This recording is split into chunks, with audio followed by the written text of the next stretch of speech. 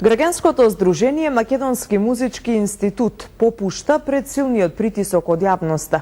Скандалозниот тарифник за наплата на надомест за слушање музика најверојатно ќе биде коригиран. Министерството за култура од денеска почнува со ревизија на правилникот и на тарифникот, кој засега на ММИ и овозможуваше годишно да собере 10 милиони евра, од кои 3 милиони ќе останат за граѓанското здружение. ММИ се пишмани, невладината организација која со актуелниот тарифник обврза семкарници, капели, аеробик центри, автобуси, банки, детски игротеки да плаќаат за пуштање, односно слушање македонска музика, ретерира. На својот сајт ММИ вчера напиша: не сите категории корисници наведени во тарифата треба да го плаќаат овој надоместок, туку само тие кои во рамките на обавувањето на својата дејност јавно соопштуваат музика. Нејасно е што ја натера ММИ да се преиспита. Дали притисокот од јавноста, бројните приговори адресирани до владата, или пак тврдењето дека владата не одобрила ваков правилник и тарифник со најава дека ќе ги ревидира. Со надзор Министерството за култура стартува денес.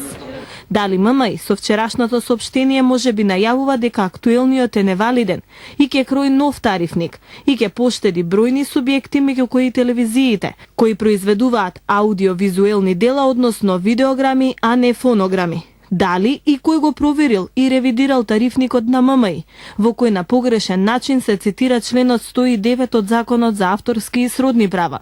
Во овој член од законот во став 3 стои: снимка во смисла на овој закон е отелотворување на звуци или звучни појави од што тие може да бидат восприемани, умножени или соопштени со помош на технички средства.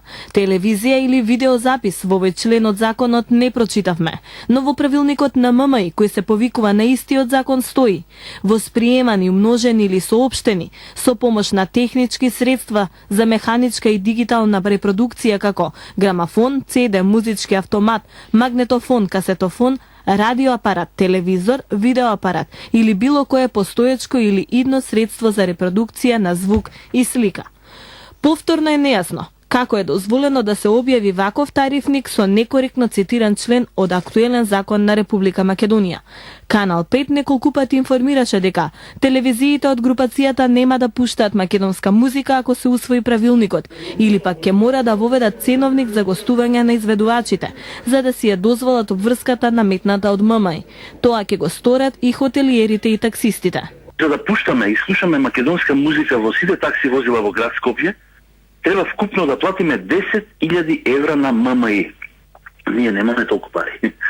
Групацијата смета дека обврската за плаќање ќе го згасне нашето залагање да доминира македонската музика во возилата и ќе не натера да не слушаме и не пуштаме македонска музика во такси возилата. И баравме начин како да се договориме, значи на она што е реално искористено и ние да платиме. Сакаме и авторите, го цениме трудот нивни и сакаме и авторите да добијат средства. Па дали е со ММИ, дали е преку ЗАМП, дали ќе се појави некој трети или четврти, но не можеме ние за иста услуга да плаќаме на 5. Значи да, ќе плаќаме ама на 1. Актуелниот тарифник и правилник на ММИ ќе обезбеди прилично висок приход или 30% од вкупно прибраните средства годишно. Доколку според некои процени ММИ наплати 10 милиони евра, ќе останат на располагање повеќе од 3 милиони евра годишно. Што ќе прави со овие милиони? Кога Здружение на граѓани кое не е даночен обврзник, законски не смее да прави профит, туку да располага со средства доволно да ги покрие основните трошоци од работењето.